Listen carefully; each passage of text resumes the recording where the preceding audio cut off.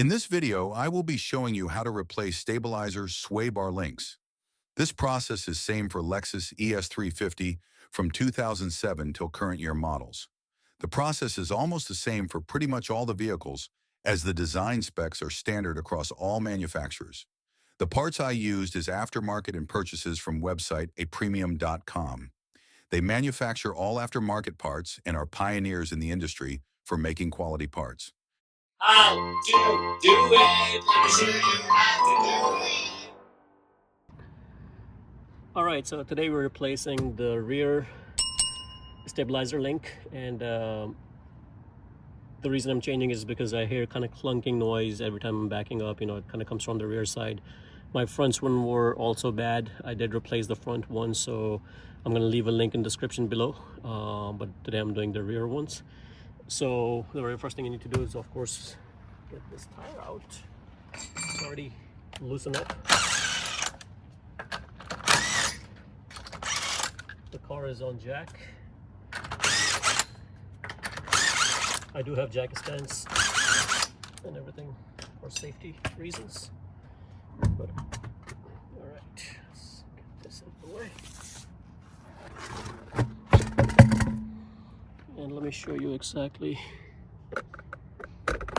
Okay, so this is the stabilizer link right there. And the way you tell that it's bad is you can see the rubber kind of cracking. As you can see, you know, I have cracks on this rubber. This tells me that this is pretty much done.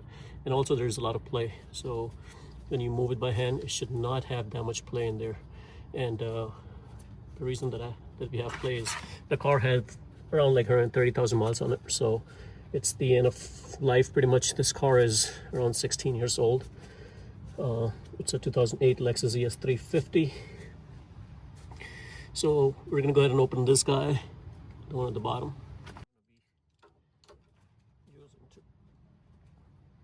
And one thing about this is the breaker bar will break it loose, but it's very much possible that the knuckle is turning. So there's a knuckle on the back side, you know, and if you keep turning it, it's just gonna keep rotating.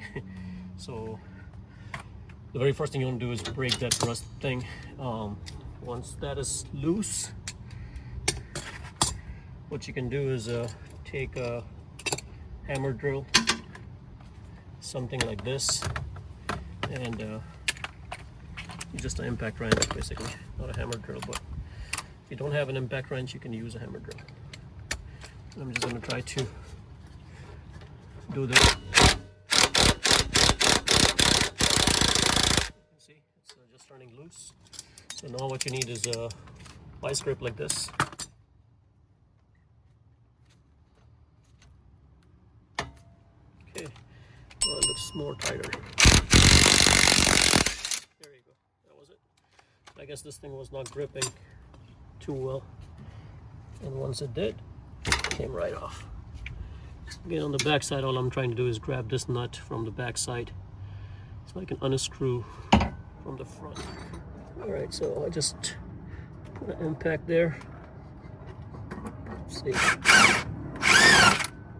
It's loose, but I still have to grab it from the back side and make sure it's nice and tight.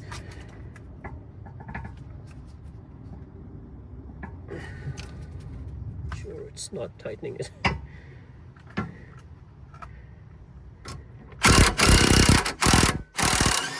There you go. So one technique, if you try to bend it and then unscrew it, it helps because it put some kind of resistance on the lug, and that's what I did. And you don't really care about bending because you're replacing this link, so it don't really matter if it breaks. All right, so I'm using apremium parts. These are aftermarket, but really good quality parts. So as you can see, this was the old one, and exactly the same as factory.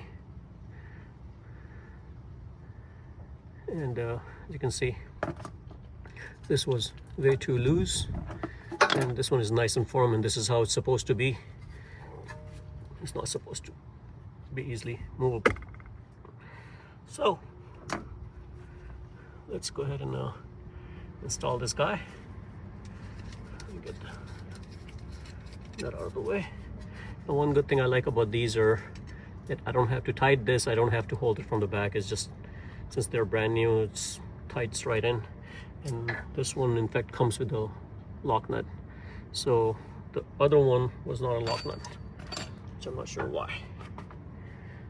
But having the lock nut is good. Just make sure you put it in the same orientation. I'm just gonna clean that grease thing on there.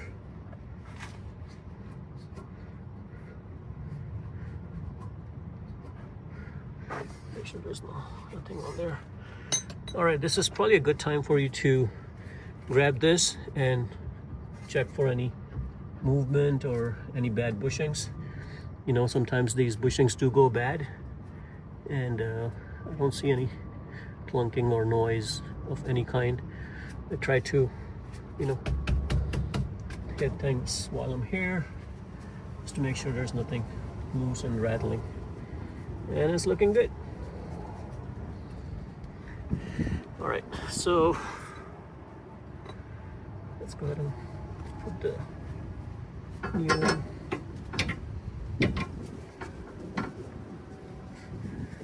So I've got this one in. Just gonna put the on my hand.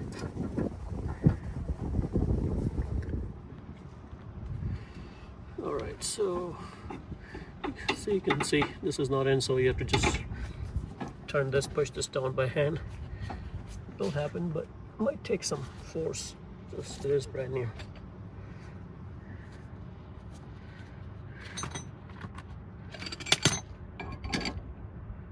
You just use this to move it up or down.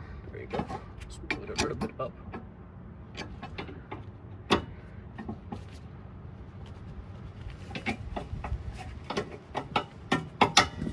Alright, so now the bottom one is a little bit flexible, so you can push it in and out to adjust it, which is a good thing. So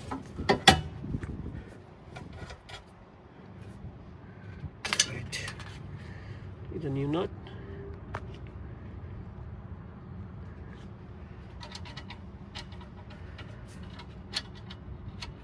Always put it by hand first.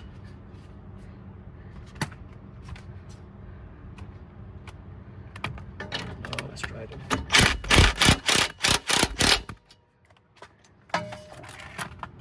Don't tighten it all together, just do little by little. Okay, so that thing is done. Good. All right, nice and snug.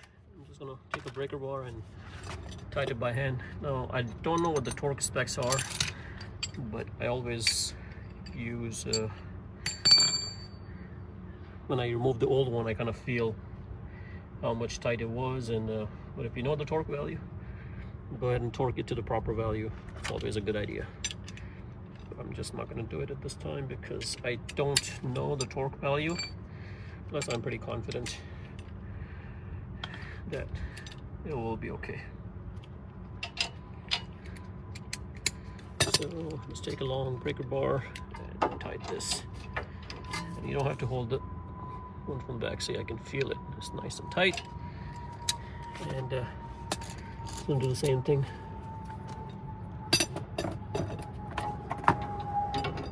here.